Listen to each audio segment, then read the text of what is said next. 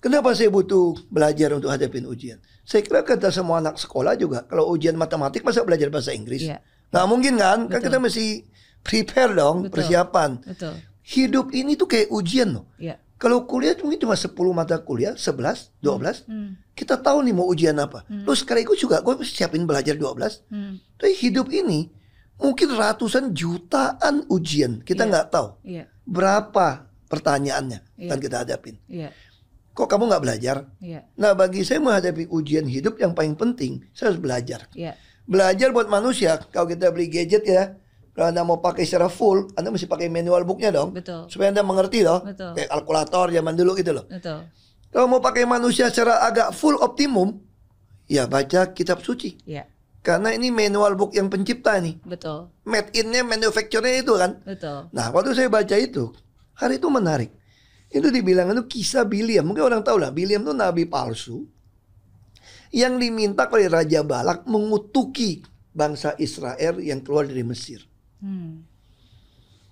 Lalu si Balak menjanjikan rumah, janjikan apa. Si Biliam itu mau terus peringatin Tuhan, itu cerita yang panjang. Tapi waktu itu satu kalimat yang menarik. Ternyata si Biliam gak ngutukin, malah memberkati. Lalu si Balak marah sama dia. Dia ngomong satu bahasa sangat menarik. Bukan bahasa Inggris, itu bahasa Indonesia kira-kira ini. Tuhanmu menghalangi kamu mendapatkan kehormatan emas dan perak. Karena si Biliam ngomongin sama si Balak. Saya bukan menolak kehormatan apa harta yang kamu tawarkan pada saya. Tapi saya hanya akan mengatakan kebenaran yang Tuhan sampaikan pada mulut saya. Saya tidak bisa mengatakan di luar kebenaran. Sekalipun kamu menawarkan saya rumah dan emas dan perak. Nah bagi saya itu adalah iluminasi buat saya. Saya diingatkan Tuhan. Saya hanya boleh menyatakan apa itu kebenaran. Apa itu keadilan. Apa itu kejujuran. Apa itu peri kemanusiaan. Jadi, nah itu saya putuskan. Lalu orang tanya, kenapa kamu berhenti? Nah ini juga sama. Padahal kan di Pertamina bonusnya bisa 30M. Staffnya semua pada kalau teman saya, staff saya sih udah tahu nih, Sakti pasti dapat sesuatu ya Pak ya. Nah waktu hari itu, saya tentu secara pribadi ya.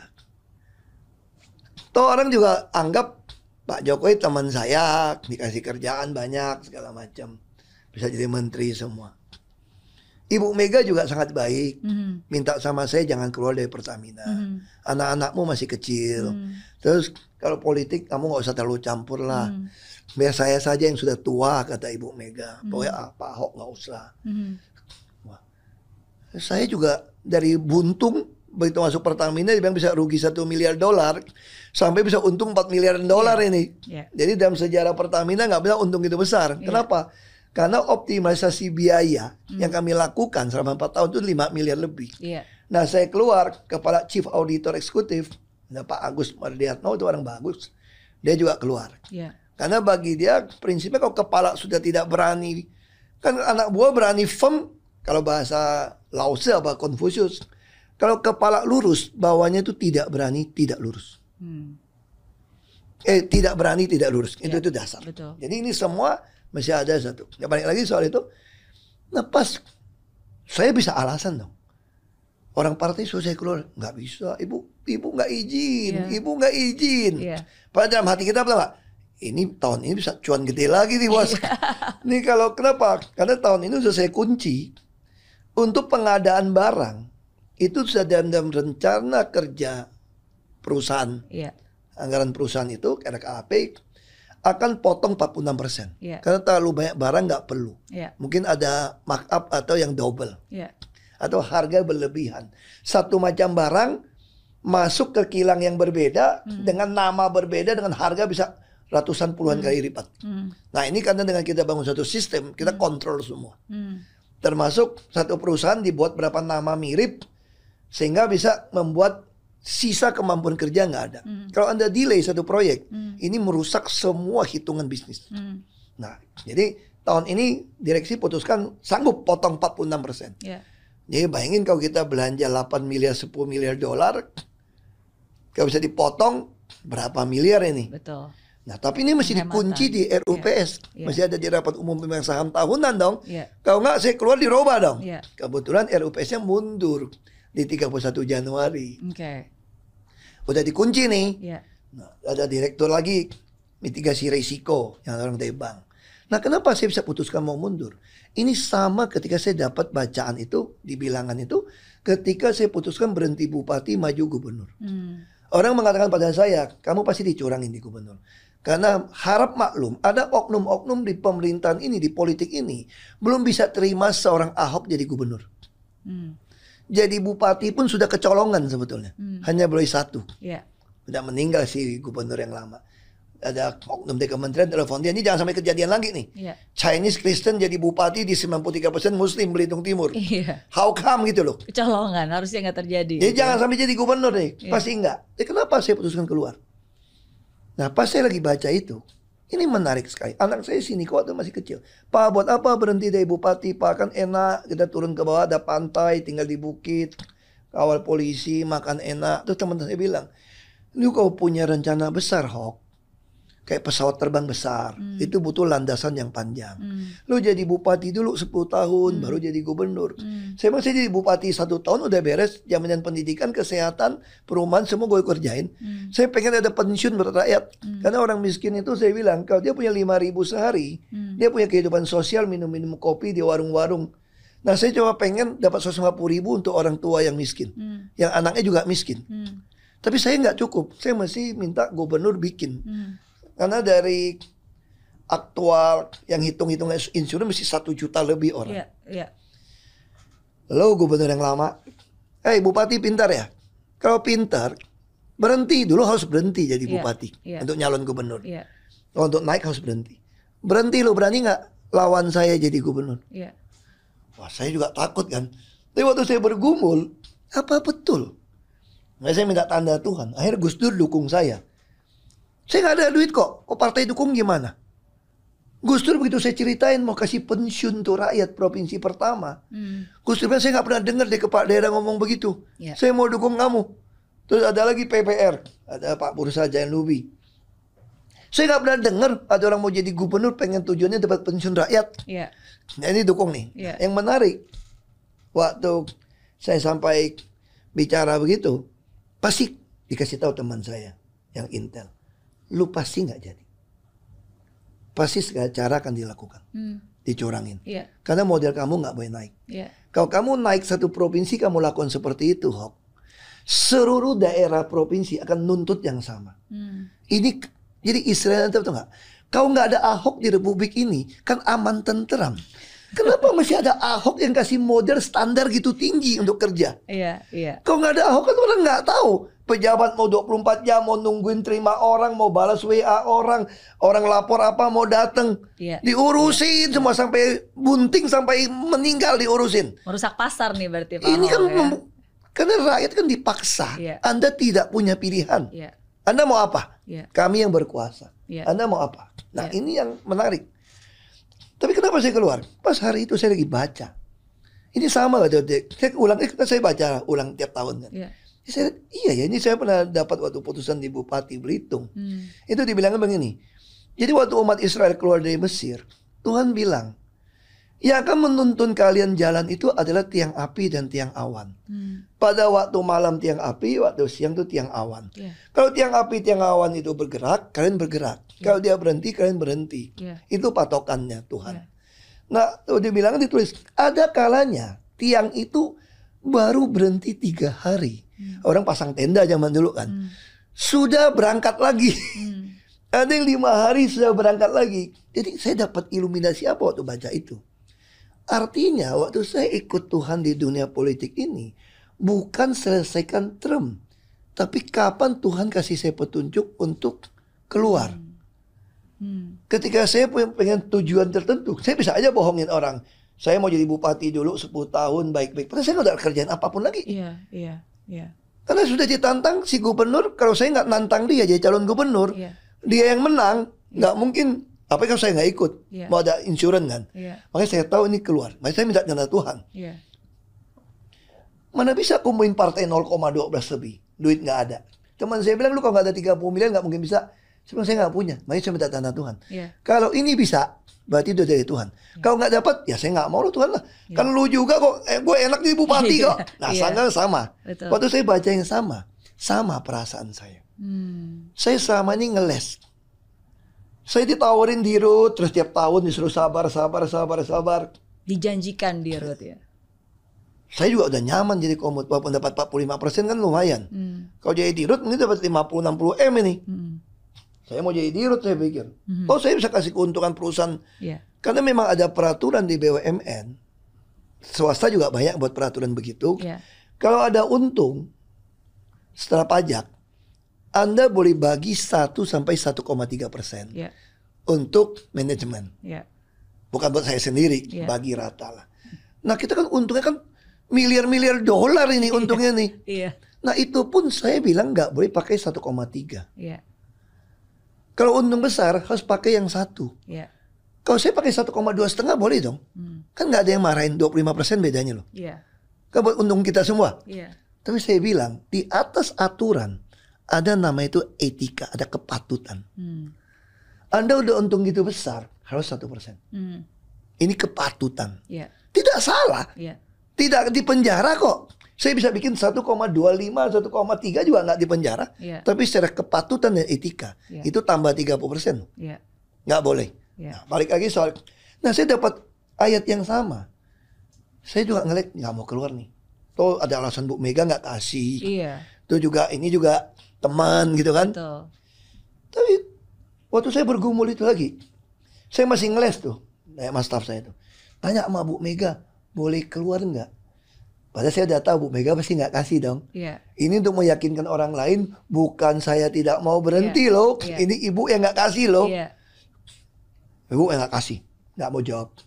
Tapi waktu paginya saya baca di Keluaran, itu saya kaget sama. Itu di bilangan kalau salah, di ulangan dulu ulangan. Saya habis bilangan tuh ulangan. Itu Tuhan perintahkan Musa. Bukan saya nyamakan sama Musa. Ini kan iluminasi dari cerita yang saya baca. Rema lah. Kalau rema tuh cenderung kata orang tuh main cup-cup. Kalau iluminasi kan memang sesuai aturan. Gak bisa, istilahnya orang rema lah. Nah tapi lebih cocok teologi itu kata iluminasi sebetulnya. Karena rema masih bisa bias kehendak sendiri. Kalau kehendak, saya bisa tahu ini kenapa dari Tuhan. Biasanya kalau saya takut, saya rugi, bukan menyenangkan saya tahu itu dari Tuhan. Itu cara kuncinya. Kan manusia bias. Antara kehendak pribadi dengan kehendak Tuhan itu pasti bias. Kalau kita maunya terkenal, kaya, aman, nyaman, selamat, pasti cenderung begitu. Kalau yang agak merugikan, kita mesti cek. Nah waktu saya bergumul itu, sepanjang bulan itu bergumul, sampai satu ayat. Tuhan bilang gini sama Musa, kamu bawa turun itu 2 tablet loh batu. Itu berisi 10 hukum Taurat. Nanti ini kebenaran dasarnya hukum Taurat dong. Karena umat di bawah itu sudah rusak. Sudah bikin lembu emas disembah, udah berhala nih. Udah nggak tahu lagi kebenaran firman. Lu udah kelamaan di gunung ini. Turun lu sekarang. Bawa 2 loh batu itu turun. Nah bagi saya itu kayak negur saya. Saya ini kalau enak nih di gunung ini. Padahal di bawah ini sudah nggak tahu mana benar mana salah nih. Makanya saya langsung bilangin ibu, pokoknya gue berhenti. Ya itu ya saya membuat keputusan. Makanya kenapa saya bisa tidak pernah menyesali semua putusan saya. Karena saya yakin itu dari Tuhan. Yang paling khawatir itu kalau dengan nasihat orang. Kalau dengan nasihat orang sama kayak itu putuskan. Kenapa sih ke Jakarta? Kalau saya pulang ke Belitung, rematch saya menang nih. Survei 63%. Tuh teman saya bilang gini, Hok, lu kalau punya cita-cita besar, mulai dulu provinsi kecil, udah sukses baru ke Jakarta. Bener dong? Lagi pun Jakarta tuh kayak lu pegang burung di tangan, burung di udara belum kelihatan, lu lepas burung lu. Ini udah jelas jadi nih. Nasihat yang sangat bijak. Tapi apa kata Alkitab saya waktu saya baca pagi-pagi waktu bergumul itu? Itu cuma baca kisah para rasul. Paulus di sidang di kerajaan Romawi. Tuh Paulus bilang begini, saya naik banding kepada Kaisar daripada dikirim pulang Yerusalem mau dibunuh gitu loh. Saya naik banding kepada Kaisar. Oke, you naik banding pada kaisar, kamu harus ke Roma. Ketemu kaisar. Waktu harus ke Roma, bagi saya itu iluminasi. Saya harus ke Jakarta. Karena Jakarta kayak Roma, pusat pemerintahan, pusat budaya, pusat keuangan nih. Betul. Terus gak masuk akal dong. Bangka Belitung pasti jadi gubernur, ini gak jelas. Makanya saya perlu minta tanda Tuhan terus. Tapi bagi saya, tuh gak kekumpul KTP. Bangka Belitung belum buka. Nah di situ saya bilang, ikut Tuhan tuh harus moment by moment with choice. Lu ke Bangka Belitung, Jakarta lu kumpul KTP gak kekumpul, partai gak mau nyalonin lu. Tapi saya bilang, saya baca tiap hari ini secara urutan, gak dapat iluminasi untuk pulang ke Bangka Belitung. Yang adanya tetap di Roma ini. Berarti putusan saya, ya saya tetap Jakarta. Tapi lu gak bisa ikut. Burung di tangan hilang nih Bangka Belitung. Ya saya doa gini sama Tuhan, seandainya saya salah menafsirkan kehendak Tuhan pun, saya lebih baik salah menafsirkan karena ikut Tuhan daripada saya salah ikut nasihat orang. Karena saya akan menyesal seumur hidup. Kalau saya salah ikut Tuhan, dalam anugerah Tuhan, Tuhan pasti membawa saya kembali ke jalan yang benar. Kalau ikut orang, terlalu banyak mau didengar. Itu doa saya seperti itu. Jadi saya minta Tuhan selidiki hati saya, apakah bengkok, apakah ada keculasan. Jadi semua putusan saya itu, saya bisa mau ketemu 1 juta pendeta juga buka Alkitab saya bisa jelasin dapatnya apa, kayak gitulah. Jadi ketenangan hati untuk memantapkan pilihan karena itu sesuatu hal yang sudah diperhitungkan, ini mistik, dihikmatkan, didoakan, dan ada iluminasi firman-Nya. Betul. Dan saya kan nggak bisa ngatur halaman kan. Betul. Makanya saya nggak suka main cup-cupan gitu. Coba begitu cup, Yudas gantung diri. Masa gantung diri?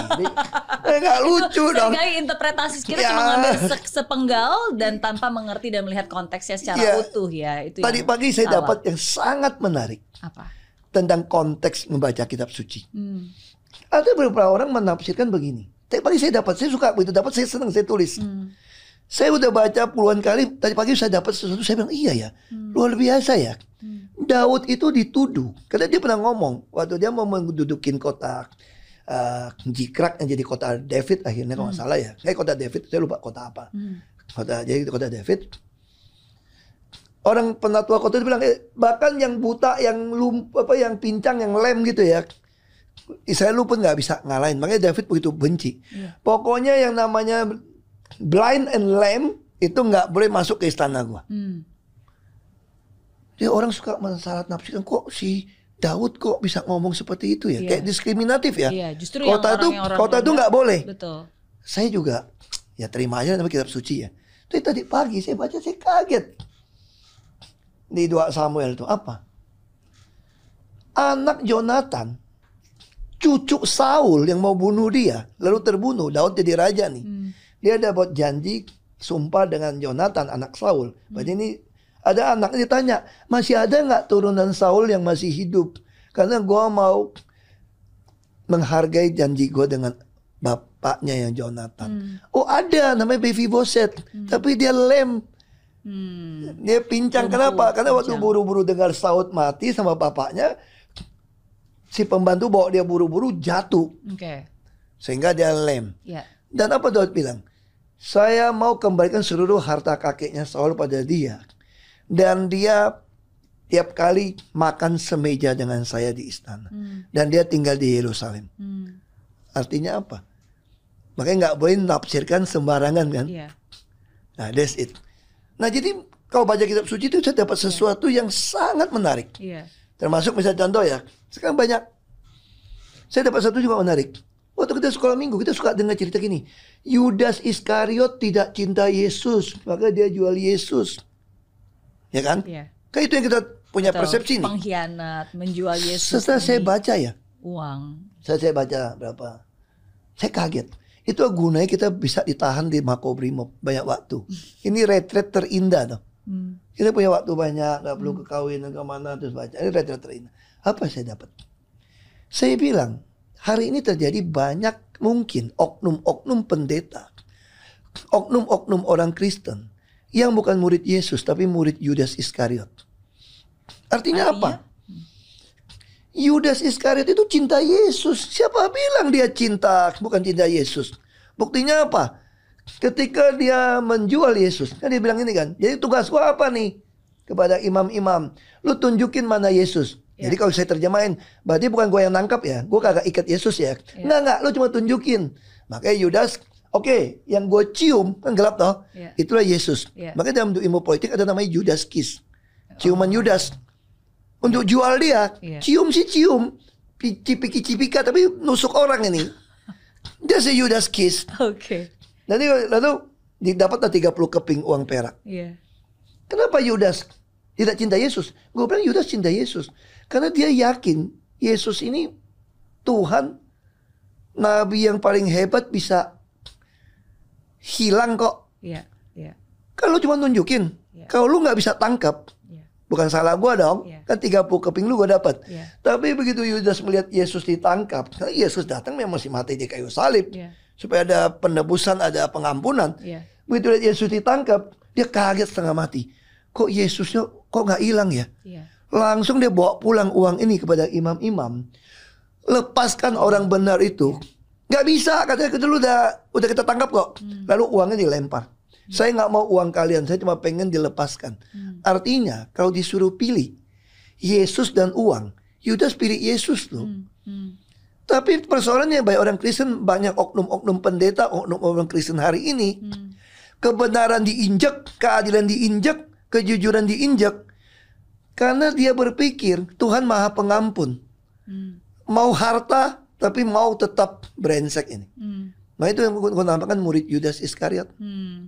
Tapi kalau suruh pilih, kalau gak ada pilihan, dia pasti pilih Yesus kok. Tapi dia berpikir dia boleh pilih dua-duanya.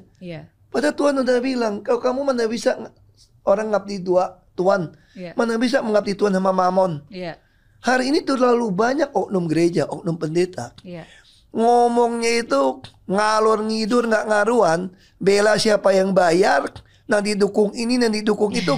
Saya udah ngalamin dari pilkada di Bangka Belitung. Dan sekarang mengalami. Udah ngalamin lagi ya. Sekarang kita lihat zaman ini lebih seru. Karena medsos berita ada di mana-mana. Betul. Kita bisa lihat kelakuan mana yang murid Yudas Iskariot, mana murid Yesus. Tapi dari omongan pembicaranya Pak Ahok itu terlihat sangat jelas sebenarnya passion, masih banyak hal-hal yang ingin Pak Ahok lakukan, khususnya di dunia politik. Kayak tadi salah satunya that was Ahok. Kan saya masih di politik, saya masih anggota PDI Perjuangan loh. Betul. Berarti masih saya kader loh. Betul, berarti masih banyak hal yang bisa dilakukan, masih banyak posisi di mana Pak Ahok bisa memiliki kekuasaan untuk melakukan sesuatu dan perubahan.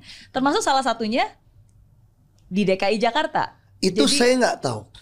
Saya bilang apakah ada saya masih dapat iluminasi pilkada. Makanya patokan saya membuat keputusan itu ada dasar iluminasi. Karena saya yakin orang yang berkuasa saat ini pasti tidak ingin ada seorang Ahok menjadi sebuah model yang mempersulit orang. Kamu bisa stres gak kalau ketemu saya? Kalau saya bilang, saya bisa kasih tiap kepala keluarga itu punya daya beli 5 juta sampai 10 juta satu bulan.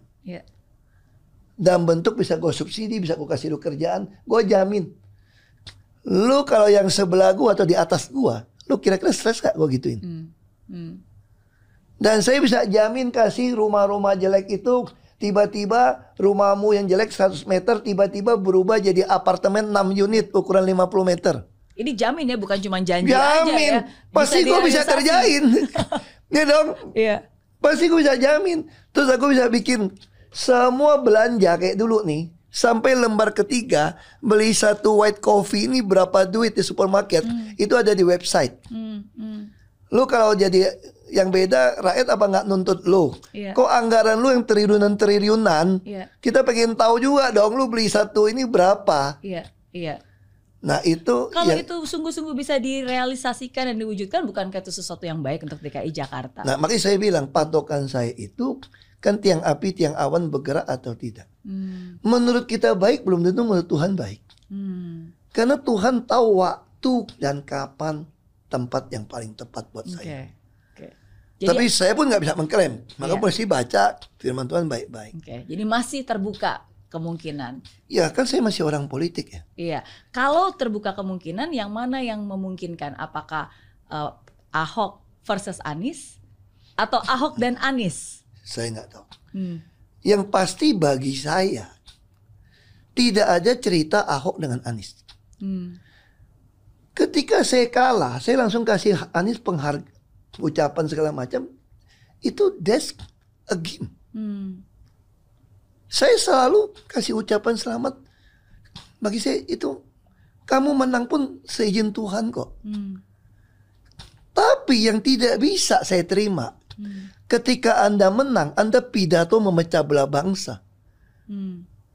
Bahwa Jakarta udah kembali ke pangkuan pribumi yang dijajah selama ini. Itu teksnya di mana-mana. Itu sangat memecah belah bangsa. Saya ini asli Indonesia sesuai undang-undang loh. Apa karena saya namanya Ahok? Itu yang tidak betul seorang Anies lakukan. Bagi saya Anies sangat tidak negarawan. Anda udah menang, yes okay gitu loh. Saya juga tidak bawa ke MA, nggak bawa ke MK. Waktu Anda ulang tahun DKI saya juga datang. Tapi kenapa Anda mesti pidato seperti itu? That's it gitu loh. Lagipun saya tahu Pak Jokowi juga, kalau baca dari kirim Pratikno ke Kertanegara, kan semua kan ada catatan digital, barang komentar. Pak Jokowi merestui Anies kok. Karena Pak Jokowi anggap saya kan sudah selesai kan, udah nista agama kan. Beliau juga suruh Bu Risma yang maju. Saya mengerti sekali semua kok. Cuma kan saya selalu percaya tidak boleh terjadi sesuatu sama kita. Makanya bahasa Inggris saya suka ya. History, sejarah itu adalah ceritanya his. Jadi di dunia ini ada yang buat cerita. Itu Tuhan. His story. Makanya bagi saya sekarang, nah kalau buat anak-anak yang punya pengetahuan ya, kita ngerti lah kalau kita akademisi selalu bilang apa? STEAM ya, STEAM ya. Science, Technology, Engineering, Art, Math, matematik kan. Kan ini kan yang kita kenal. Teman saya ngajarin saya bagus banget. Itu kan STEAM, UAP toh. Ada ship, apa ship? Kapal, SHIP. Apa tuh SHIP? Soalnya Pak Ahok ini udah cerita udah gunakan SHIP. Apa tuh SHIP? Spiritualism, high to history. Itu dia nggak sebut. Bagi saya itu inovatif. Bagi dia history itu H disambung. Buat saya itu inovatif, inspiratif. Paling pentingnya bisa inspirasi orang untuk menggerakkan orang yang tidak peduli untuk mau. Hari ini kan anak muda mungkin nggak peduli politik, urusan apa sih? Gue nggak perlu tahu lah. Lu tahu nggak sih setiap naikin harga minyak tuh putusan politik bos. Setiap lu ngeluh itu putusan politik. Nah, yang ke P itu apa? Filosofi. Jadi itu yang penting kita sekarang ajarkan. Saya kira buat Mary kan ada suatu hal yang dilakukan seperti ini ya. Nah itu yang harus kita lakukan. Jadi kita selalu kasih tahu orang, semua orang punya keyakinan masing-masing. Anda harus mengalami bagaimana mengenal sang pencipta Anda. Dan bagaimana Anda mempunyai relationship dengan pencipta Anda. Sehingga Anda tahu putusan yang Anda buat sesuai itu. Nah itu yang penting. Jadi kalau kaum Puritan dulu, kaum Puritan itu di atas mimbar, itu tidak pernah mengajarkan what the benefit of knowing, maksudnya Puritan Kristen ya, what the benefit of knowing Christ. Hari ini tuh terlalu banyak oknum-oknum gereja yang ngajarin orang, ini loh benefitnya lo kalau jadi Kristen, benefitnya jadi kaya lo, jadi nggak sakit lo, segala macam. Itu mah ajaran terlalu rendah. Tidak salah mujizat toh. Kalau kaum Puritan tuh mengajarkan apa? Bukan what the benefit, who is Christ. Relationship, hubungan. How you could make personal relationship with him. That's the important untuk mimbar. Jadi mimbar itu mengajarkan rakyat itu. Seorang leader juga sama.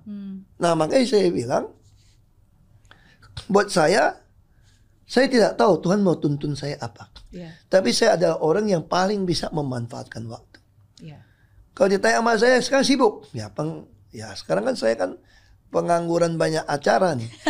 Karena saya bisa membuat banyak ya kan? Kesempatan dan tempat untuk berbicara. Saya punya waktu les Mandarin, punya waktu les piano, saya punya waktu les penguasaan diri, yakni main golf. Itu penguasaan diri.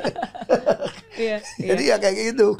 Berarti kemungkinan masih ada, tapi belum tentu. Kita lihat seperti apa. Tapi kalau gitu mungkin saya ingin bertanya, ada 5 nama tokoh politik yang ingin saya tanya namanya. Waduh, saya susah ingin saya minta teman-teman sahabat-sahabat ya. Mungkin saya ingin minta komentar Pak Ahok nih. Ini kalau gitu berhubungan dengan DKI Jakarta. Jadi karena sebagai mantan gubernur dan juga mantan wakil gubernur DKI Jakarta, pasti kan sudah tahu nih kira-kira sebenarnya dibutuhkan seperti apa sih, orang-orang seperti apa.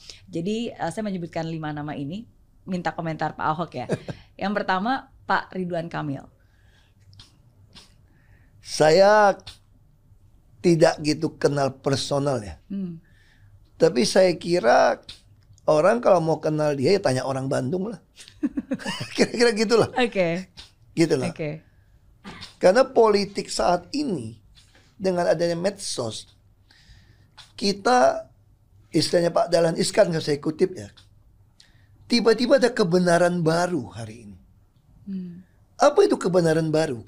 Kebenaran baru yang bukan berdasarkan fakta, tapi berdasarkan opini, narasi. Orang. Ini yang terus medsos ini bekerja. Nah makanya saya bilang saya jadi bisa bias untuk menilai orang kalau saya tidak kenal personal. Karena hari ini dan gawatnya kebenaran baru ini tidak menerima kebenaran yang berdasarkan fakta. Hari ini kita jadi nggak percaya siapapun. Makanya lebih baik tanyalah sama orang yang karena kita kalau lihat dari medsos kita nggak kenal. Karena ketika banyak orang menyuarakan satu hal bukan berarti suara itu menjadi suara yang benar gitu ya. Karena itu kebenaran baru istilah Pak Dahlan. Yang bukan kebenaran. Makanya itu sangat. Makanya kalau saya suruh nilai orang saya sangat bingung di zaman seperti ini ya.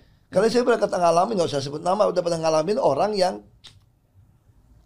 kalau saya nyerang dia, mengatakan dia tidak baik, itu bisa setengah orang terpecah belah.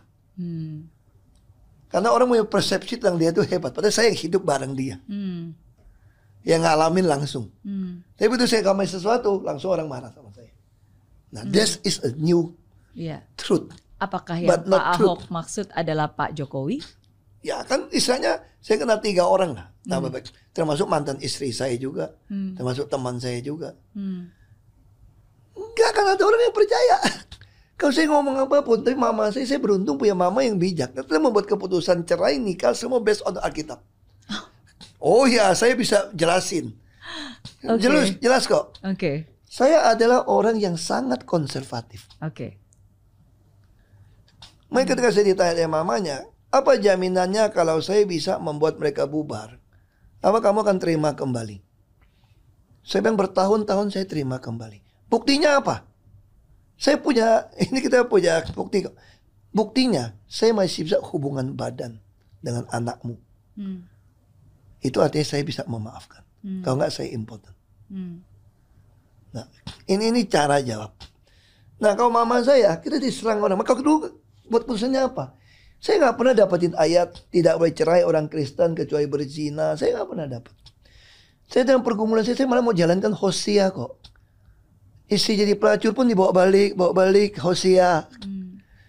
Tapi waktu saya ketemu ayat, apa ayatnya? Itu 1 Korintus 7 ayat 12 sampai 15. Itu ayat sangat membuat saya berpikir ini suatu ayat yang luar biasa ya. Jika ada seorang, kalau nggak salah saya lupa laki apa perempuan, perempuan yang tidak beriman mau tinggal bersama kamu yang beriman, kamu tidak boleh menceraikan dia. Ayat ke-13. Jika ada seorang laki-laki yang tidak beriman mau tinggal sama kamu yang perempuan yang beriman, kamu tidak boleh menceraikan dia. Yang ke-14, karena kalau tidak anak-anakmu akan disebut anak-anak cemar, karena kamu menguduskan mereka yang tidak beriman itu. Gitu. Tapi ayat ke-15, tetapi mereka yang tidak beriman itu jika mau pisah dari kalian, lepaskan dia, karena kalian dipanggil hidup damai sejahtera dengan Allah. Saya nggak pernah minta cerai loh. Tapi saya juga ada satu mengenai etika Protestan. Etika Protestan itu mengajarkan apa? Kita membuat semua keputusan pasti damage. Makanya saya suka bicara sama anak muda. Tidak boleh cerai. Itu kenapa saya pertahankan begitu lama. Karena perceraian adalah satu kejahatan paling jahat pada anak-anak. Ketika tidak cerai itu anak saya itu langsung jatuh, terkapar-kapar, Pak. Terkapar seperti itu.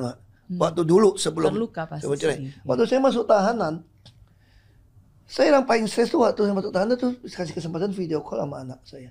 Saya lihat si Daud tuh lagi jatuh, pa pulang pa. Saya tak sadar saya nggak bisa pulang. Itu saya langsung tensi naik itu tinggi. Tapi saya juga orang yang sangat cepat mengatasi. Karena saya tahu, saya ada ketemu ayatnya. Saya minta damai sejahtera Kristus memerintah hati saya. Sebagaimana saya dipanggil satu tubuh dengan Tuhan dan bersyukur.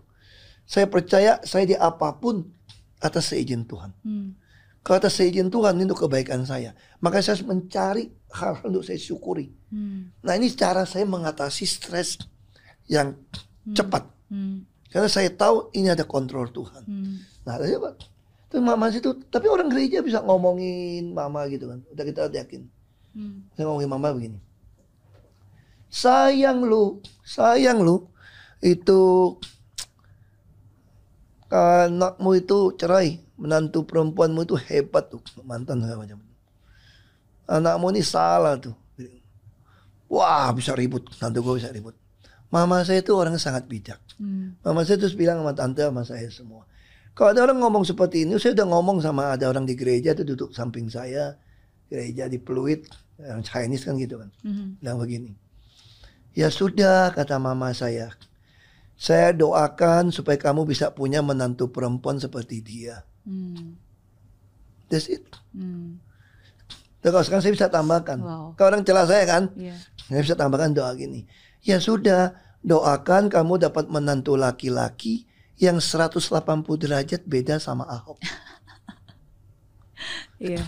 That's it. Jadi nggak usah ribut kata mama saya. Ya kalau nggak anak gue brengsek, ya kita berdoalah supaya kamu dapat menantu laki-laki yang 180 derajat beda dengan anak saya. Yang brengsek ini. Kalau kamu anggap mantan menantu perempuan saya hebat, doalah kamu bisa mendapatkan mantan seperti menantu seperti itu. Ya nggak usah ribut. Betul. Kita doakan bersama. Nah itu jadi saya membuat keputusan. Kalau Anda tidak ikutin firman Tuhan, kamu bisa stres. Setuju. Kita bisa regret. Setuju. Karena omongan orang begitu banyak. Kamu jadi bingung mana yang benar mana yang salah. Makanya kalau suruh nilai orang, saya kira saya kan jawabnya sama. Lu kasih 4 nama juga kan sama. Karena kebenaran baru ini sudah mengalahkan kebenaran berdasarkan fakta. Jangan 5 deh. 2 tadi saya kurangin deh jadi 3. Korting jadi 3. Kalau tadi Pak Ridwan Kamil, yang kedua Ahmad Saroni. Ahmad Saroni saya cuma tahu dia gini. Dia pernah ngomong sama saya juga. Dia bisa kaya raya karena minyaknya Pertamina, dia bilang ngomong di mana-mana. That's it. Dan dia sekarang di Komisi 3 membawai hukum. Saya nggak berani nyentuh dia, bisa diproses. Tentu ada orang minta maaf sama dia. Saya kira dia maafkan saya lah. Ya. Siap. Bagi saya nggak bisa anak muda untuk mencontoh jadi kaya dengan cara ada satu hal yang abu-abu. Bagi saya itu nggak betul. Bagi saya seperti itu aja. Itu komentar saya. Terima kasih Pak Ahok. Yang ketiga, karena ini yang berhubungan dengan aku lagi tetap apa? Ini memang susah saya. Teman saya nasihatin saya, Hok. Ini orang Melayu nih, Muslim bukan Chinese, bukan teman kerja, teman kerja. Umur kayak kita, dia seumur sama saya. Udah nggak usah cari musuh lagi lah, Hok. Buat apa? Gue bilang gue gak pernah cari musuh. Cuma musuh menemukan saya. Sama kayak ini kan, ngapain lu tanya gue? Kan musuh menemukan saya. Komentar. Kita memang musuh menemukan saya. Yang saya tanyakan ini saya gak cari musuh kan. Berhubungan dengan DKI Jakarta. Bener kan?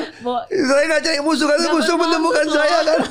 Saya pikir kan perspektif. Karena kan saya pikir kan kita lagi ngomongin Jakarta. Karena bagi saya itu Pilpres sudah kelar nih. Nah sekarang kan pilkada. Bagi saya tuh sekarang kebenaran tuh orang harus betul cari tahu lah. Dan sayangnya masyarakat kita hari ini memang lebih baik menghabiskan uang beli pulsa untuk nonton medsos yang pendek-pendek daripada untuk menambah ilmu atau nambah modal. Nah itu yang harus kita. Makanya saya nggak bisa tahu. Sebetulnya apa yang menarik memang Pilkada DKI ini untuk menilai rakyat pilih yang mana nanti. Karena ada satu lagi nih yang katanya mungkin bakalan masuk Pilkada DKI, yaitu Mas Kaisang. Saya nggak tahu. Itu saya tadi dikirimin orang ada guyonan. Katanya itu Pilkada itu calonnya masih ada batas umur juga ya. 28 Betul, atau berapa ya? Betul. Kalau nggak salah ya. Di bawah Mau jadi 30 kalau kepala nggak daerah itu salah. kalau saya 28 atau Iya. berapa? Saya lupa nih. Saya nggak tahu Mas Kaisang umur berapa. Kalau menurut timingnya di bulan Desember baru melewati tahun batas usia. Jadi kalau sebelum itu terjadi masih belum melewati batas usia. Oh, mungkin nanti ada temannya atau saudara bisa ngajukan ke MK kali mungkin. Mungkin ya, saya nggak tahu. MK jilid 2 dong. Saya nggak tahu. Saya nggak ngomong ya, disclaimer ya. Enggak. Ini bahaya loh. Nggak boleh dipotong pokoknya ini ya. Ini udah Iya. disclaimer ya. Iya. Oke. Batas umur, tapi itu mungkin banyak yang nggak tahu ya bahwa untuk menjadi pilkada DKI 28 nggak masalah, saya lupa. ya intinya ada batas Saya nggak umur. tahu, saya nggak Ada tahu. batas Saya lupa, umur. saya Iya, lupa. iya. Oke, udah kita tinggalkan Jakarta. Oke, mungkin 2 pertanyaan terakhir saya buat Pak Ahok ya. Karena kan ada begitu banyak pengalaman yang Pak Ahok udah alami. Dari tadi saya merasa apa ya? Saya terus terang saya sempat terhook gitu ya ketika Pak Ahok bilang bahwa udah sering dicurangin gitu kan, dizolimi. Tapi ya gimana ya, ikhlas aja kalau Tuhan mengizinkan itu terjadi. Iya. Dicurangi, dizolimi, dijanjikan tapi tidak diberikan. Namanya manusia kan punya keterbatasan ya untuk bisa ikhlas dan sampai batas mana gitu ketika kita bisa melihat bahwa itu dicurangi dan dizolimi tapi dibiarkan begitu saja, kan pasti apa ya, butuh kedewasaan dan pergumulan hati untuk makanya bagi saya tuh gini, sorry saya potong, bagi saya tuh gini, apa yang kita alami itu harus dicatat secara institusi. Makanya saya kerja dimanapun, di Pertamina dimanapun, semua arahan saya itu direkam dan ada berita acara rapat. Untuk apa? Termasuk kesalahan apapun harus tercatat secara institusi. Kenapa saya suka transparan? Saya nggak suka ada kecelakaan di Pertamina yang kecil-kecil disembunyikan. Jangan dikeluarkan. Kalau Anda sembunyikan itu, saya bilang, yang lain tidak belajar dari kesalahan. Seolah-olah tidak ada kan. Jadi bagi saya itu pertama. Semua kecurangan apapun harus ada solusi. Seperti pemilu kan saya langsung sampaikan solusi. Termasuk pembuktian terbalik harta pejabat, meratakan lapangan tanding, memperbaiki gaji. Saya bilang sama presiden kok, kalau menteri itu kenapa gak digaji kayak Singapura? $1 juta. Oh nanti juga tetap korup kata orang walaupun gaji gede. Ya ada pembuktian terbalik dong. Tapi sekarang zaman medsos, mungkin dia bisa pura-pura tidak pakai jam tangan, pakai tas mewah. Tapi mungkin istrinya juga bisa pura-pura enggak. Tapi anak mantunya kan enggak tahan. Mungkin bapaknya bisa naik mungkin Toyota yang agak murah lah. Yang 100-an juta. Tapi menantu cucu cicitnya naik Lamborghini, nomor sport. Dan dia pasti akan pamer orang itu. Kalau dia tidak pamer pun akan difoto orang. Nah kalau difoto orang, tinggal diproses. Nama siapa? Punya siapa? Kalau Anda nggak bayar pajak, Anda nggak sesuai harta, sita buat negara. Nah tapi gaji mesti naikin. Kenapa mesti naikin gaji? Sekarang coba Anda jadi menteri, dirjen sekjen gaji kecil. Padahal kita udah buat undang-undang. Saya sengaja di Komisi 2 DPR ini membuat undang-undang aparatur sipil negara. Orang swasta sekarang mau jadi dirjen, sekjen, direktur boleh loh. Tapi Anda mau nggak? Anda kerja di swasta gaji 300 juta, 400 juta. Jadi sekjen jadi 30 juta, 70 juta. Anda nggak mau dong? Nah coba kalau Anda, itu yang Lee Kuan Yew lakukan. Kalau gaji pemerintah itu more and less mirip dengan harga pasar, Anda akan dapatkan profesional terbaik. Profesional, betul. Kok kita di perusahaan bisa terima, bisa cerita. Ini yang dibangun, opini kebenaran palsu tadi yang baru itu loh. Kita bisa bangga cerita sama orang. Wah keponakan saya kerja di perusahaan multinational company loh. Gila gajinya 9 di 0 di luar negeri. Kita bangga toh. Iya. Tapi kenapa ketika pejabat mau dinaikin gaji, bandingin sama gaji UMP rakyat cuma sekian. Mana pantas gaji kamu sekian.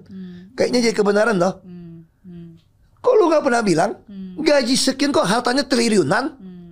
Kok kalian gak pernah mengeluh? Saya bilang malah mau dapat bikin acara kasih makan tiap minggu happy jadi pengemis begitu. Nah itu saya bilang ini perkeliruan yang dibangun. Yang bangunnya ada orang-orang jahat yang mempertahankan status quo. Makanya saya agak emosi. Yang betul Anda harus gaji orang besar supaya dia mampu membuat orang bawah ini punya gaji yang layak. Nah waktu saya jadi bupati, orang berpikir kamu gak mungkin korupsi, kamu orang kaya di kampung ini. Salah saya bilang, saya kebetulan aja suka ribut, gak suka duit gue bilang. Aku bilang gitu. Kamu tahu nggak? Kau jadi orang kaya, orang miskin kayak kamu, saya bilang, mungkin cuma ngimpi pengen punya motor Honda. Orang kaya mimpi itu pengen helikopter Honda, gue bilang. Jadi bisa lebih serakah. Makanya harus buat aturan. Itu harus diperbaiki. Maksud saya seperti itu. Nah, buat saya gimana cara ngatasin? Saya bisa emosi, marah.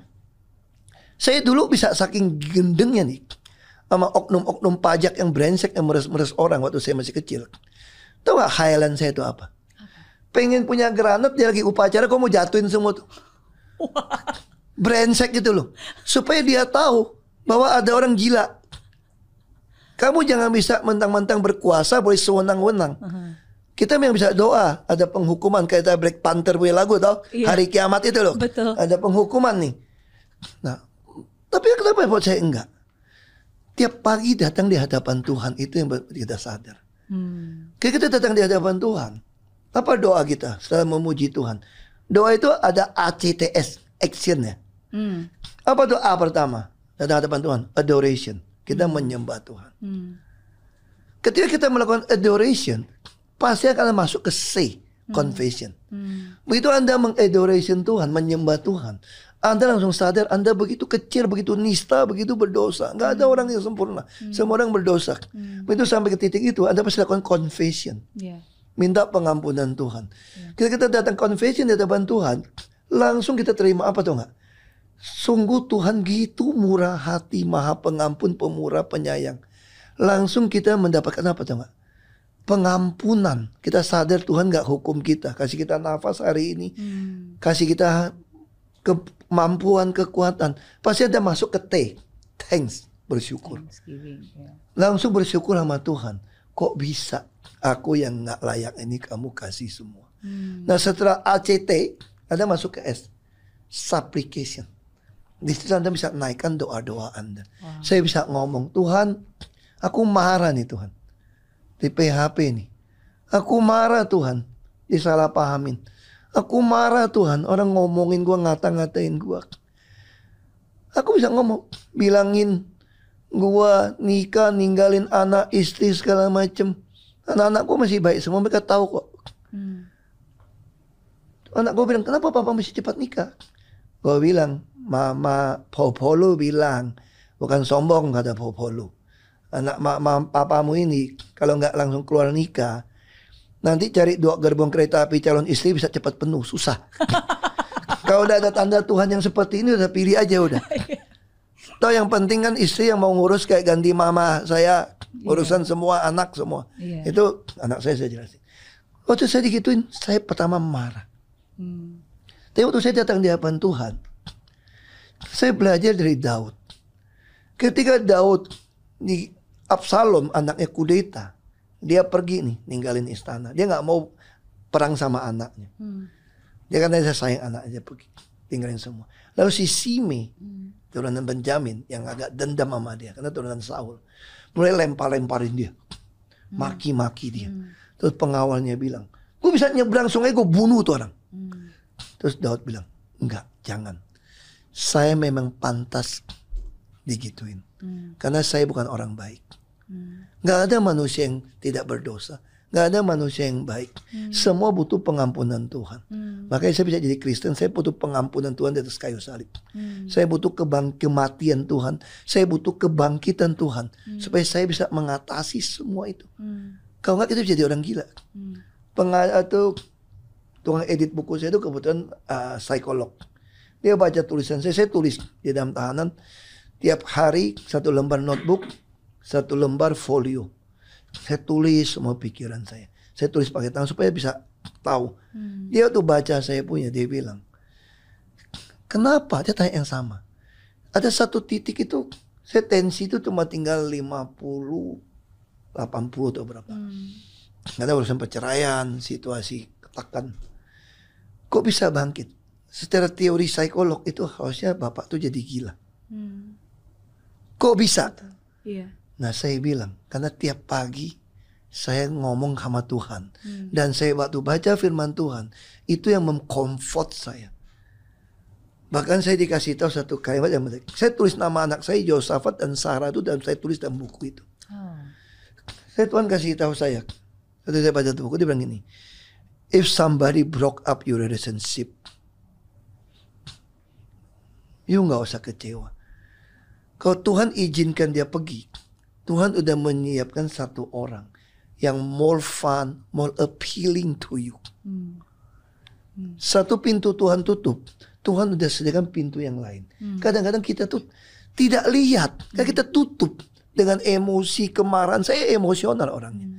Makanya saya bersyukur sekali masuk ke Makobrimob, saya jadi belajar.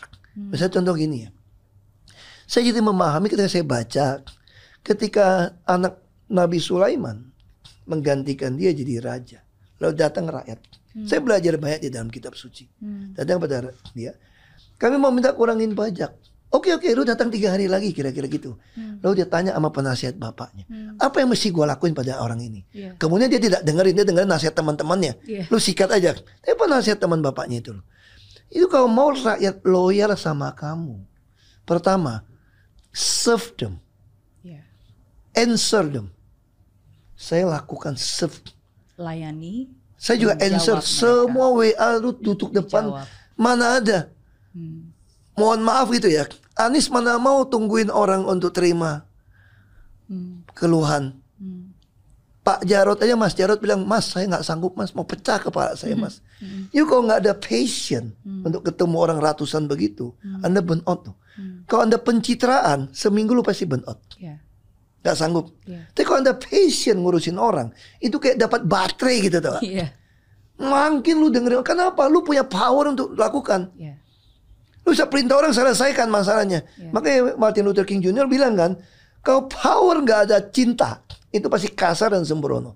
Tapi sebaiknya kalau cinta negara, cinta rakyat ya, gak punya kekuasaan, ya sentimental dan kurang darah. Nah itu jadi, waktu saya dapatkan gitu, saya sadar, saya lakukan. Tapi ada satu yang saya tidak lakukan. Speak good words to them. Jadi itu di dalam saya mulai mengerti. Itu saya tulis di dalam 135 call center Pertamina. Dia juara terus tuh. Dia bawa tulisan saya sampai yang si jurinya Wani itu saya yang punya PBCA kan dia juri. Dia bilang pasti juara lah. Dia pasang semua tulisan Bapak, pesan Bapak kepada call center Pertamina 135. Satu saya tulis, kalau mau jadi call center, selain belajar sama BCA, dia juara belasan tahun juara terus. Betul. Wani Sabu kan. Dia banyak ngajarin saya. Saya bilang, saya tulis. Terus dia tanya, dapat dari mana? Dapat dari Alkitab. Saya tulisnya 135. Prinsipnya, you kau terima semua pengaduan orang, you mesti serve them, answer them, and speak good words to them. Itu saya tulis. Taruh di dinding. Berkata-kata baik. Call center 135 Pertamina. Itu patokan kalian untuk bekerja melayani call center. Nah itu langsung saya mau kopi nih. Saya dapat dari mana iluminasi ini dari firman Tuhan. Dan saya langsung mengkoreksi saya. Jika Tuhan berikan saya kesempatan untuk punya kekuasaan lagi, help the poor and the needy. Orang tanya sama saya, lu kenapa mau dapat power? Membantu yang miskin dan membutuhkan pertolongan. Orang kaya semua butuh pertolongan. The poor and the needy. Nah, saya harus berdiri untuk itu. Nah, saya akan memperbaiki speak good words to them. Makanya saya bersyukur di masa seperti ini. Saya belajar tulis Mandarin yang harus berapa stroke dengan sabar.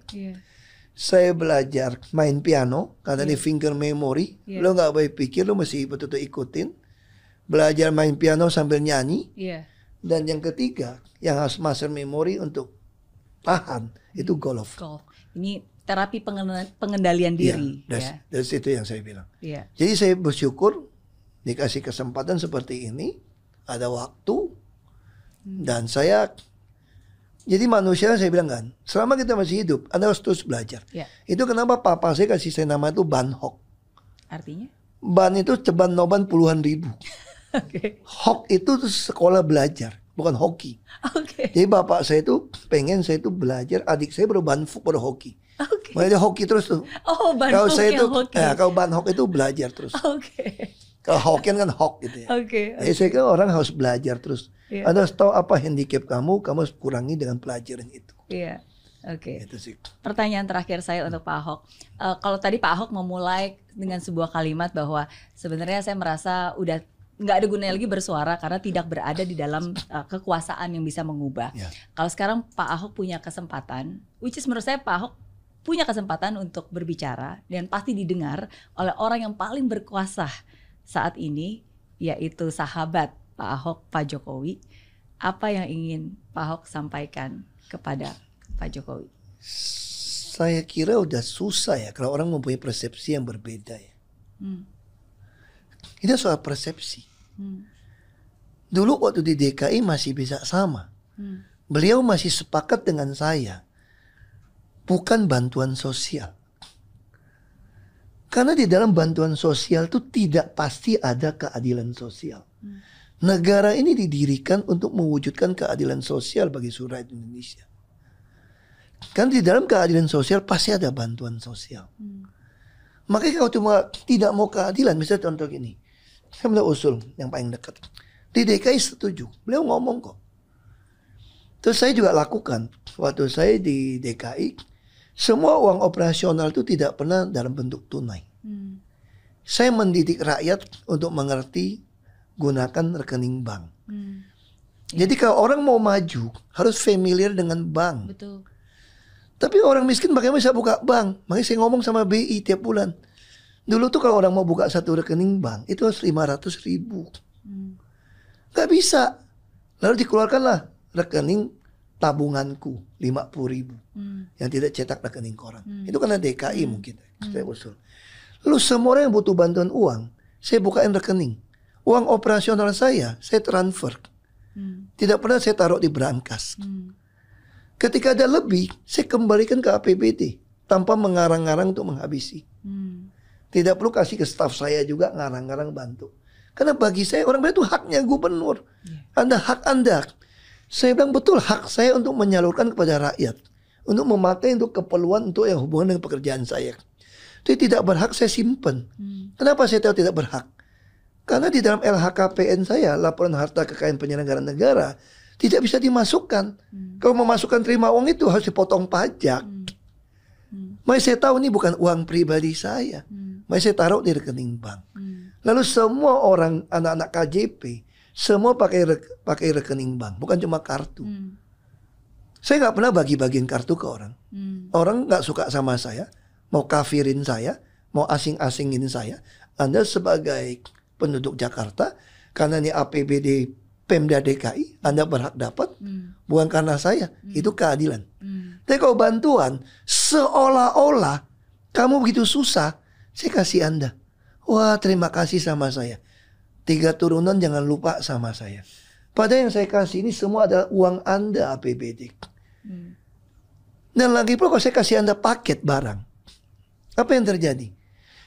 Mungkin di APBD saya itu 300.000 paket beras dan daging segala macam dan tas saya kasih pada Anda. Anda coba cek di toko. Mungkin cuma 150.000. Mungkin cuma 100.000. Harganya nggak langsung ya. Tapi kalau yang langsung bantuan, kamu merasa saya baik. Karena saya datang bawa oleh-oleh. Karena dasar semua orang kan pengen dapat sesuatu. Kalau saya lebih baik 300.000 tadi utuh saya kirim ke Anda. Betul, di rekening langsung. Rekening Anda. Dan lagi pula, mungkin waktu saya untuk belanja itu barang, waktu saya hitung-hitung sama keuntungan orang, mungkin saya hanya kirim Anda 200.000. Dan APBD saya hemat 100.000. Untuk kasih orang lebih banyak. Di situlah keadilan. Maka tugas seorang pejabat bagi saya adalah mengadministrasi keadilan. Jadi kalau mau lebih dalam lagi, apa yang dilakukan oleh seorang raja? Administer judgment and justice. Jadi terus apa yang akan dilakukan oleh orang-orang benar di Republik ini? Fondasi dari konstitusi tidak boleh dirobohkan. Itu ditulis di dalam kitab Mazmur, Jabur, kumpulan. The foundation of law has collapsed. What can the righteous do? That's my opinion. Ketika persepsi sudah, misalnya contoh, mungkin banyak orang nggak tahu, saya bilang, kenapa bisa masuk rumah sakit kelas 3 nggak bayar? Saya yang bikin itu jadi bupati. Kalau saya bikin kan di undang-undang BPJS waktu saya jadi anggota DPR RI. Kenapa? Waktu saya jadi bupati saya kaget. Kok orang sakit saya datengin orang sakit yang miskin ya. Kenapa nggak berani ke rumah sakit? Nggak dapat kartu Askeskinnya Pak. Kok bisa nggak dapat? Tukang baginya bagi ke keluarganya dong. Ada oknum juga jual. Yang berobat yang pakai kalung emas. Naik kijang kapsul. Sementara yang naik sepeda nggak dapat, nggak bisa berobat. Tambahin, nggak cukup anggaran, cuma 20% dari pusat. Lalu gimana solusinya? Terus saya mikir, oh itu panggil PT Askes. Ada perjanjian sama dia, bisa cari PT Askes. Buat perjanjian, seluruh penduduk boleh berobat gratis. Wah gimana caranya? Tapi saya cuma mau bayar preminya 50%. Loh kok bisa? Kan nggak semua orang kaya mau. Gimana caranya Bapak? Dulu kan pakai survei BPS kan. Orang miskin tanah, lantai tanah, dinding, gedek, baru dapat kartu. Lalu saya bilang ini, yang saya beda di kabupaten saya, kan saya bupati tuh.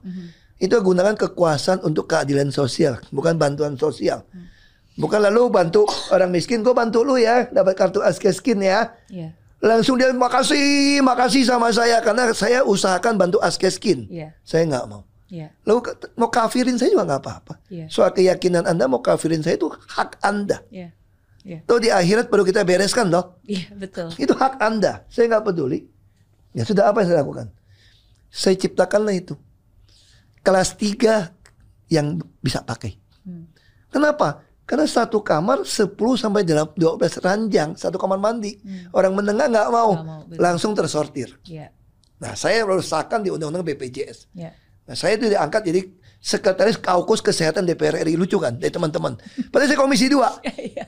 Karena Dr. Charles dari NTT, dari Golkar, Komisi 9, dia bilang yang ngerti jadi bupati itu si Ahok ini. Biar dia jadi sekretaris yang ngatur. Tapi saya Komisi 2. Nah ini usulan yang sama saya usulkan soal bantuan sosial ini. Kita udah punya rekening bank. Kenapa tidak mau? Anda suruh saya ngomong toh. Mungkin didengar toh. Saya akan ngomong. Pasti saya sampaikan. Saya ngomong ini. Ini sudah saya usulkan. Kenapa tidak mau semua bantuan ke rakyat itu supaya adil dikirim ke rekening yang saya bilang itu loh. Anda tinggal declare, kamu satu keluarga, suami, istri, sampai anak, sampai mantu kerja. Ada nggak penghasilan misalnya katakanlah 5 juta. Kalau tidak, kurang 1 juta misalnya. Oke, tinggal 2 pilihan. Anda isi satu form di dinas sosial di desa Anda. Nah, sekarang tinggal upload nih. Anda buat declare, keluarkan bank. Makanya saya bilang dari DKI, saya latih orang gitu. Kalau Anda ekonomi lemah, Anda lah yang paling wajib punya rekening bank. Karena bantuan saya semua akan lewat bank. Nah Anda tinggal declare, penghasilan saya hanya 4,5 juta seluruh keluarga. Saya kurang 500.000. Declare. Dan Anda buat satu pasal, itu kan saya inform tau. Kalau saya bohong, maka saya menipu pemerintah, maka ini pidana. Pidana saya bisa dipenjara. Atau saya ganti 10 kali lipat. Nah, gampang toh? Saya tinggal kirim. Lalu kalau jadi penyimpangan, orang mulai manfaatin, orang nggak mau kerja, sengaja nggak mau kerja nih. Gampang. Saya tinggal pekerjakan mereka, dia masukin training. Kita punya dana training itu banyak kok. Saya dulu di DKI itu saya mau bentuk pasukan merah tuh untuk perbaikan rumah. Anda saya kirim ke pabrik bata, pabrik genting, pabrik keramik, pabrik cat untuk belajar. Dan saya gaji Anda UMP. UMP DKI udah di atas 5 juta kok. Itu mah nggak susah. Atau udah nggak bisa hukum, nggak bisa pidanain orang. Anda jamin mau bekerja atau ganti uang. Anda kalau itu udah lebih, saya udah cantumkan satu rekening. Anda harus transfer kembali. Kan yang paling penting kan mendidik rakyat untuk jujur. Sekarang dapat bungkus-bungkusan itu buat apa? Suppliernya dapat berapa? Masih ingat nggak Menteri Sosial dari PDP juga satu partai dengan saya masuk penjara. Waktu saya sampaikan sama beliau, jangan pakai gitu. Tapi perintah atasan mau begitu bagaimana dia bilang. Nah maksud saya itu, lalu saya usul lagi. Gas LPG 3 kilo. Ini Pertamina nih, impor LPG 110 triliun. Ini anggaran ini naik terus setiap tahun, 70, 80, 90 naik terus. Ada sisa nggak kepakai 10 triliun, bangga, kayaknya hemat impor. Apa yang terjadi? 100% pemakai LPG di Indonesia, rumah tangga nih, 97% itu LPG 3 kilo. Loh, rumah kamu kan pasti yang 12 kilo. Iya, gede pasti. Ada oknum isi Mesin dari Cina 45 juta pindah semua. Satu truk beda 58 juta. Semua oknum aparat disogok dengan LPG. Semua oknum anggota dewan mintanya sama Pertamina itu apa? Agen SPBE, agen LPG. Coba kalau orang biasa minta agen LPG bisa dapat nggak? Itu katanya online, on off. Ini bullshit toh. Makanya saya usul persis konsep rumah sakit. Saya dari kecil masak air itu di rumah tuh pakai listrik. Kompor, oven, listrik. Kenapa? Orang kampung juga begitu. Karena PT Timah peninggalan Belanda ada pembangkit listrik tenaga diesel yang jalan. Jadi bayar listrik itu per ampere. Nah, saya usul yang sama. Kenapa orang yang ekonomi bawah kita tidak kasih subsidi listrik di 1300 watt? Kalau 450 watt dia masak air jatuh. Karena buatan dalam negeri kayak mas pion segala macam mungkin 800-900 watt. Coba kalau 1300 watt yang dikasih subsidi. Rumah Anda cukup nggak? Satu AC jatuh. Nah disitulah cara mensortir. Betul. Ya dong. Apartemen mungkin Anda mau kasih 1300. It's okay. Tuh kita punya PRTD, kita punya tenaga panas bumi. Kita semua punya Indonesia. Emang jalan udah bakar batu bara bisa nyetop.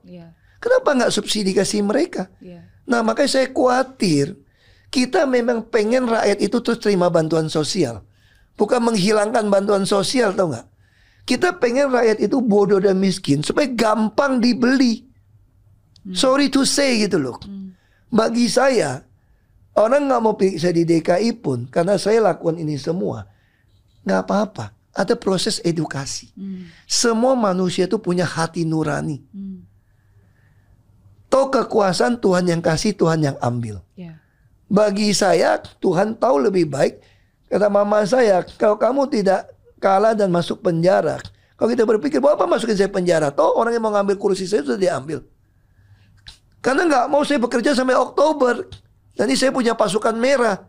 Bukan pasukan merah sesuai partai ya. Karena warna hijau, merah, kuning, putih semua ada. Merah belum. Tahu nggak merah itu buat apa? Untuk apa? Ini pengalaman saya jadi bupati. Orang yang ekonomi bawah atau kerja pas-pasan, nggak ada waktu, nggak ada uang nih kerja pas-pasan nih.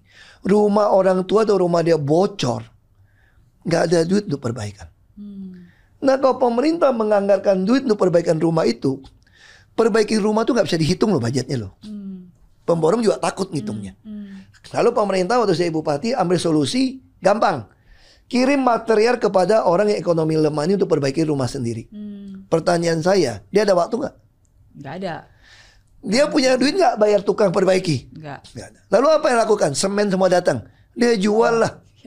Nah lalu saya dari situ saya belajar. Kenapa kita tidak beli material-materialnya itu? Nggak pengadaan pakai e-katalog. E-katalog dong. Oke. Tapi yang kerjanya siapa? Nah disitulah saya mau rekrut tiap kelurahan pengangguran tadi, pemuda-pemuda atau yang orang masih kuat, dilatih jadi tukang bangunan, kerjasama di pabrik keramik, semen, segala macam, atap. Nah kalau dia perbaiki rumah orang tinggal beli material, keramik miring-miring nggak pas juga, orang juga nggak komplain. Tapi begitu dia jadi bagus, dia akan keluar kerja sama orang. Nah ini adalah proses menggabungkan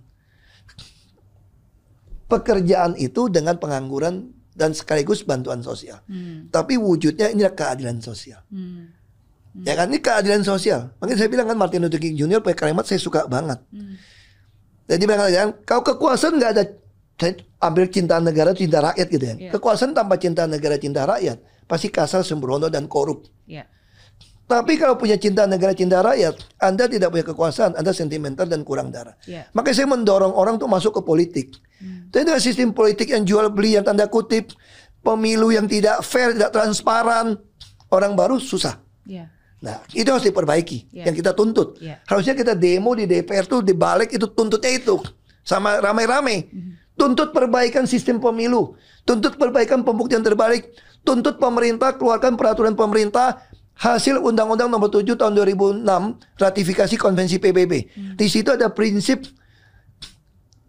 harta yang tidak ilegal. Jadi menurut saya tidak perlu ada undang-undang perampasan aset. Itu saja bikin PP selesai.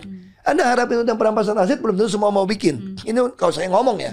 Nah lalu apa yang itu harus kita tuntut, saya bilang. Lalu soal pasukan apa yang merah tadi tau. Nah tentu saya nggak punya waktu untuk kerjakan. Karena udah keburu masuk. Tapi kalau ini bisa kita kerjakan, Anda bisa bayangin nggak? Masyarakat kita, nah balik ke Martin Luther King Jr.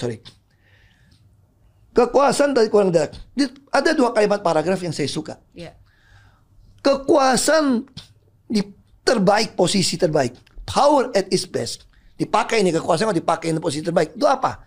Dia harus cinta mengimplementasikan tuntutan dari keadilan sosial, bukan bansos. Dan justice, cita-cita proklamator itu justice. Negara ini didirikan untuk justice. Keadilan sosial loh, bukan bantuan sosial ya. Apa itu justice at its best? Ketika menggunakan kekuasaan mengkoreksi segala sesuatu yang berdiri menentang cinta negara, cinta rakyat. Jadi itu tahu gak? Bahasa Inggris itu power at its best, love implementing the demand of justice.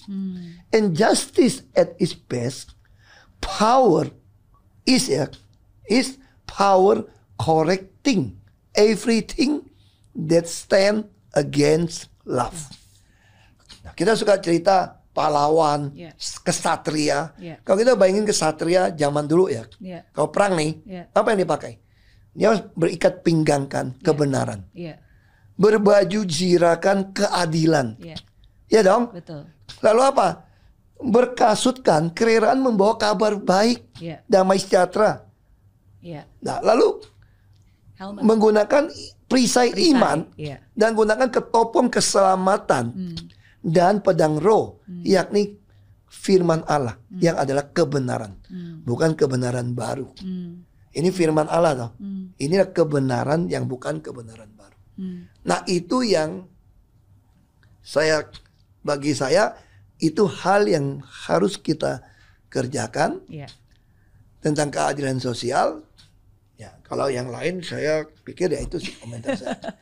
Ini memang tidak mudah.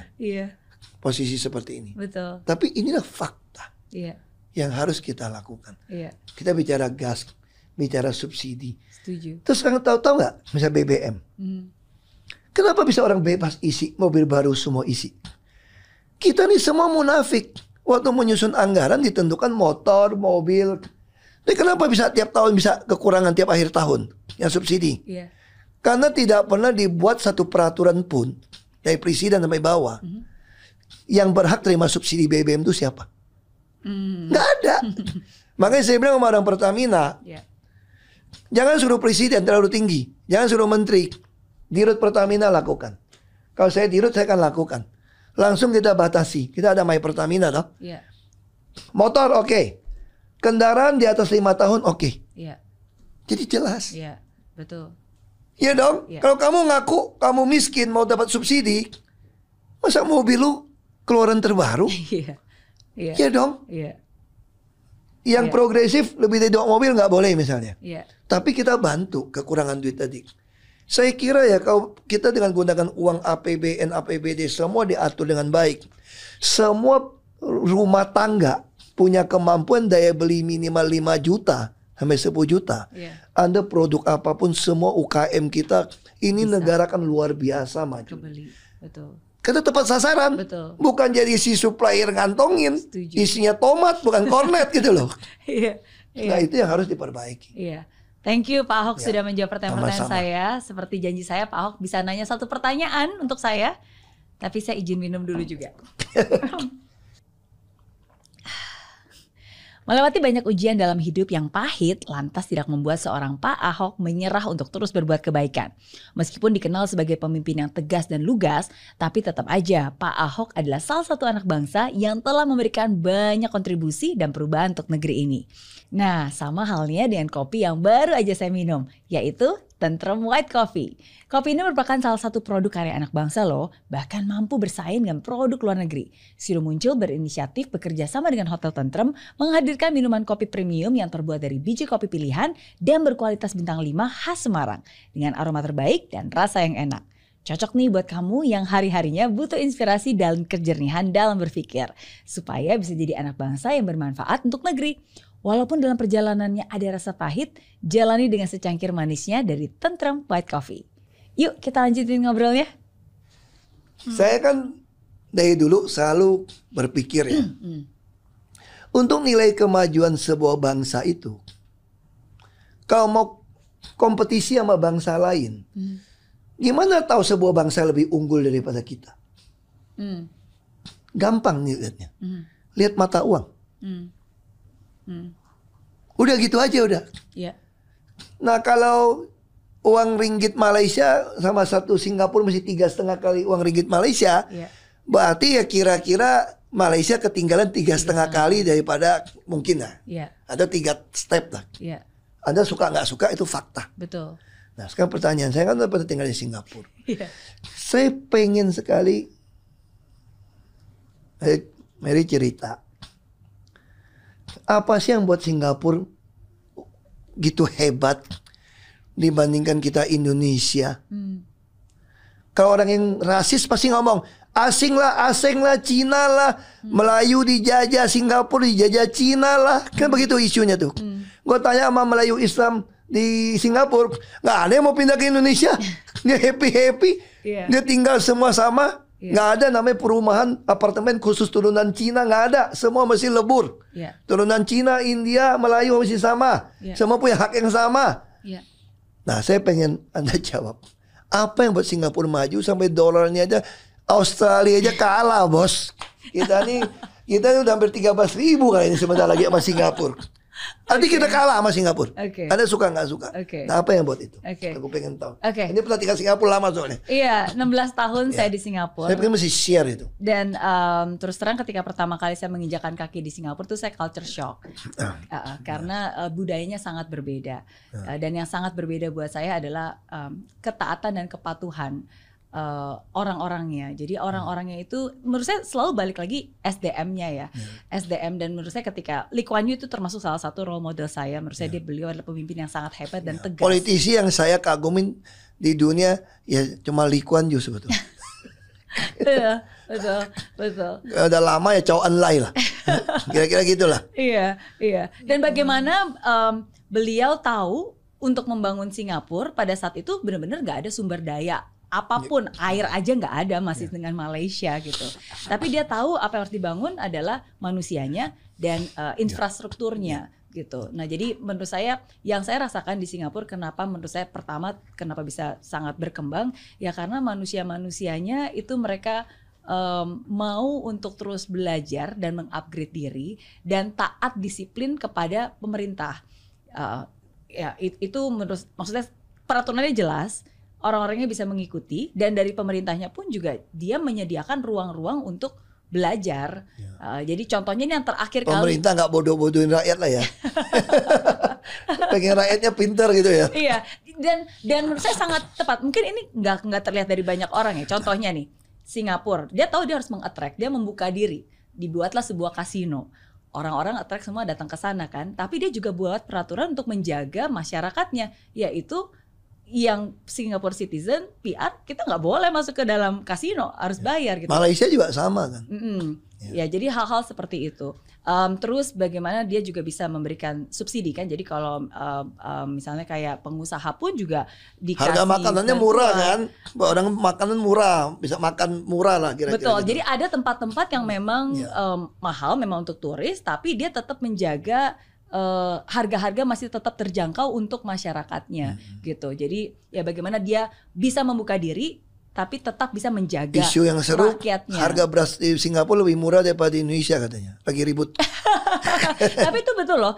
Dulu aja saya beli semangkok nasi di Singapura bisa lebih murah daripada semangkok nasi di Jakarta. Gaji minimumnya sana lebih gede ya. Gaji minimumnya lebih besar. Nah, artinya itu ada mismanagement. Mungkin setuju nggak? Jadi saya kira ya, mungkin saya tambahin, menurut saya mungkin dikoreksi karena saya nggak pernah tinggal Singapura. Singapura menjalankan pemerintahannya itu secara meritokrasi. Orang mau jadi pejabat tuh berdasarkan meritokrasi, bukan KKN. Betul nggak? Makanya yang mau jadi ganti Perdana Menteri ini dari 7 tahun udah diteliti. Kalau dia pernah ngelanggar lalu lintas, nyogok aja tuh dicoret. Pernah keluar kata kebencian, dicoret. Nah kalau kita pejabatnya model apapun bisa tetap berkuasa. Nah itu yang saya kira mungkin meritokrasi itu yang jadi isu. Kalau kita kan pilih orang bukan berdasarkan meritokrasi, berdasarkan suku, agama, ras, antar golongan. Makanya saya kasih nama anak saya itu Sarah, tahu gak kenapa? Itu semua anak saya itu menggambarkan pengalaman saya dan harapan saya kan. Sarah itu adalah suku, agama, ras, antar golongan, hidup. Eliana itu berpengetahuan, maju, purnama. Makanya nama anak perempuan itu Sarah Eliana Purnama.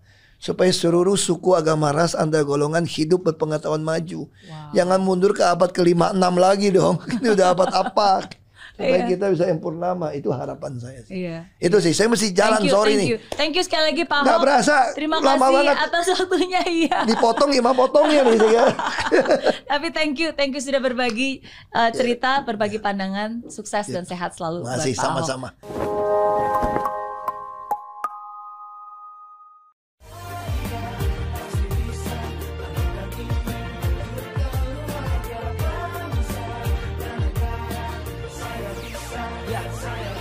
Rasakan bumi tanpa hujan, hidup tanpa tujuan, kering dan mati tanpa hijaunya tumbuhan. Demikian kalau mimpi tak kunjung terjadi.